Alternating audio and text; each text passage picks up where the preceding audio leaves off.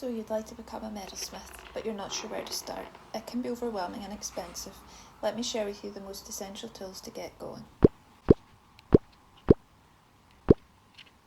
We'll cover everything from safety, sawing, forming, measuring, soldering, cleaning, polishing, stone setting and pendant motors. First up, let's talk safety. Protect your eyes and lungs with a respirator and quality goggles. You'll be working with metal and hot things. Take it seriously. Work in a well-ventilated area and get yourself a fire extinguisher. And as soon as you take your seat at the bench, put on your safety glasses. One of the most essential workshop tools is the saw. Start with an affordable basic frame and good quality blades like Super, Pike or Nano. Pictured here is the Green Lion new concepts and two basic saw frames. Each have their merits, but when you're starting out, just get the £20 basic one. Okay, so before you start sawing, your blade needs lubrication. You can use beeswax or this vegan version called Cut Lube, and you just lightly run the blade over the top, which reduces friction in sawing, and you can top up as you need. I love sawing and have plenty of tips, but I'll share that in another video.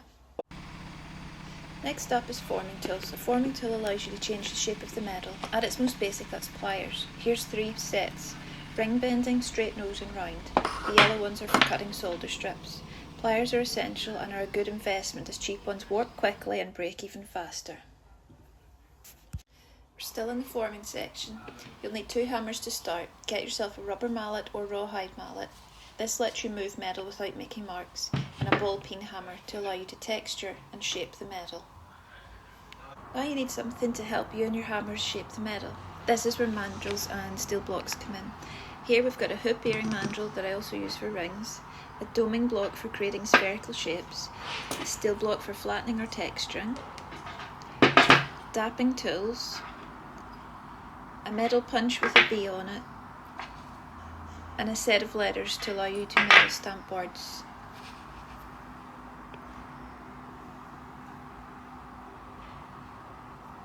Okay, so unless you're going for an organic look, most jewellery needs to be measured accurately. For this you will need a digital vernier and ring mandrels. The black mandrel is for wax rings as it has a blade on one side to carve the wax, and the silver one here is for sizing rings.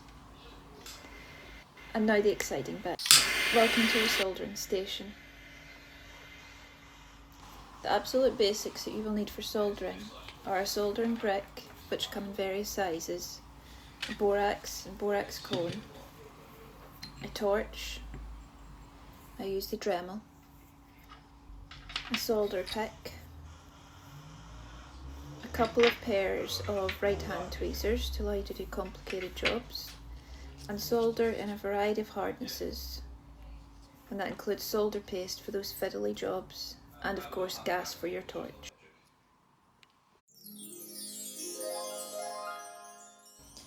Working with metal is a dirty job, but when you need to solder it's essential that the metal is clean. A basic cleaning setup is a crock pot, salt water and vinegar. Okay, next up is the polishing station. You can polish by hand or by using a rotary tool. Either way you'll need a supply of sandpaper in various grits from 240 up to 2000. You can wrap the sandpaper around wooden dowels for sanding round areas or sanding sticks for flat areas. The 3 bars are polishing compound, the yellow and white are aggressive, and the blue is for high shine. I use Luxie as it's less toxic. The blue cloth is for removing tarnish or fingerprints from silver. Take your time in sanding to work through each grit. Stone setting has caught your eye. I recommend starting with these 3 basic tools. A stone setting vise, this is just a cheap one from Amazon, a bezel pusher and a prong pusher, and plenty of practice. Okay, final section, the pendant motors.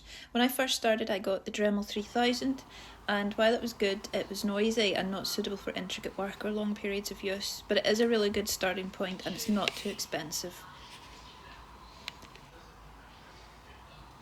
As soon as I could, I upgraded to the Fordham, and it's a dream with a foot pedal. It allows you so much more control. With the flex shaft you get a good assortment of bits to allow you to do all sorts of work, from drilling to polishing to carving, and always remember your eye and lung protection. Alrighty, I hope this was a good intro into the world of metalsmithing. Thanks for watching, and we will see you next time. Bye!